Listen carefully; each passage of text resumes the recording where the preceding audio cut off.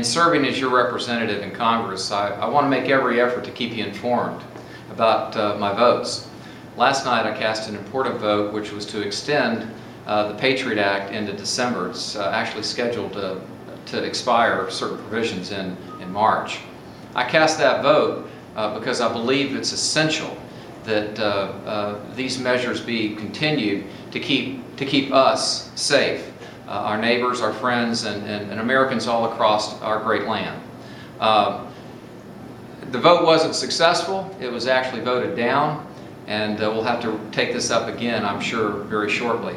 I have concerns about the balance between our freedoms and our national security. I mean, that's a natural tension that exists. As an American, we love, cherish, and value our freedoms, and we must hold on to that and protect our Constitution. And at the same time, we've got to protect ourselves from external and internal threats.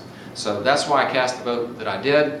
I believe that it was a short-term extension through December, and that would have given us the time needed to really hold some hearings and to work through some of the details and some of the concerns that many have, including myself, about certain provisions within the Patriot Act. Just a few minutes ago, I questioned Secretary Napolitano and Director Leiter on this very issue, and it's available on C-SPAN. We'll get that to you. We'll include it as a link here on Facebook so that you can see the questions that I actually asked the Secretary and the Director, much of it based on feedback that I received from you. So I think this is how our government's supposed to work.